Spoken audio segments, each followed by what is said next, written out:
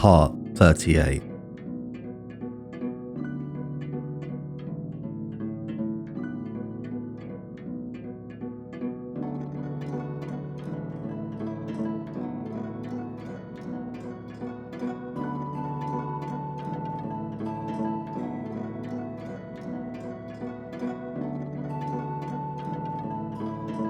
This movement relies on the attacker's physical responses to restrain.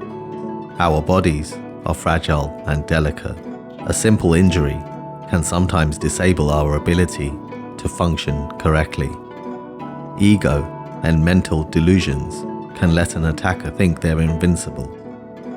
This gives them the idea that they can overpower others using verbal and physical force. Our bodies are not as delusional as our minds can be. In fact, our bodies are quite intelligent when it comes to vital danger. This grand delusion concerning ego can be taken away in an instant with just a few special ingredients. In this technique, the attacker leaps forward to punch my face. I move my right arm, in this case over his arm, making sure there is minimal contact. There must be a touch, but no more. This is to trick the reactions to think the target is not yet there. This makes the attacker do this, and this allows me to place my fingers on his throat. I now use my other arm to simply pull back on his shoulder as I step back. This will make them lose balance and fall. As you see, my arm didn't let his arm free. Like the movement in part 37, the arm is in a vulnerable place. If he tries to escape, he risks the throat being damaged or his arm broken.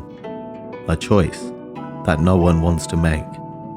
All the positions must be locked in place so the attacker can understand the choice they are faced with.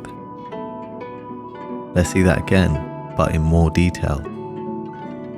As the attacker leaps forward to punch my face, my right hand is used to block as I move to his side. Notice my feet as I catch his arm. My left leg moves to the side as my right foot is shifted into position. The way I catch and control his arm shows how this must be done. If it's done in another way, the risk is either being hit in the face by his initial punch, or because his shoulder will have the chance to ready for another. In this technique, when I block the arm, my other hand is placed on top of his elbow. My right hand is freed as I guide and lower his arm. Lowering the arm here puts the attacker off balance and further hinders their ability to recalibrate themselves. This is because their weight and the momentum is placed firmly on their right knee. His leg can't move until the pressure is released, and it will continue to destabilize their body. It's now my right hand is placed on his throat. I lower my stance to drop his body as I continue to hold, as I place him where I want.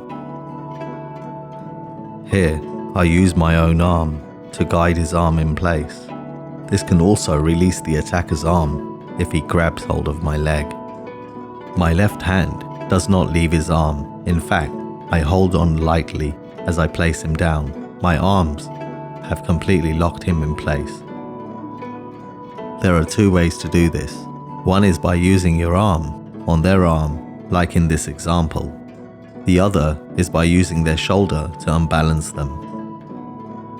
When using the shoulder, tension must not be applied as it will force their body to steady itself. Instead, it must be used to guide them in the direction they are moving. Another thing is hand placement. In the second example, you can see the hand movement I use when releasing the shoulder. It's important not to hold their arm as they're falling. Doing so would make you keep contact, and this can upset the placement of their body and your ability to control them. Instead, I use my forearm as a guide until he's grounded. I don't worry about his arm as it only bends one way. It's only now that I hold his elbow to my knee. At this stage, if I quickly turn to my right, releasing his neck, his arm will be levered on my knee, and he would lose his arm. If he turns or tries to escape, he'll be applying his own pressure on his delicate windpipe.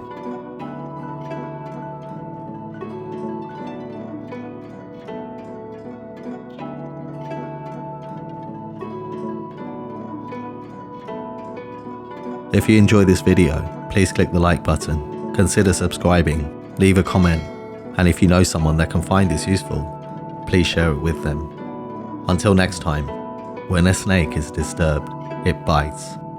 It's not the bite that's of concern, but what it leaves behind after it's gone.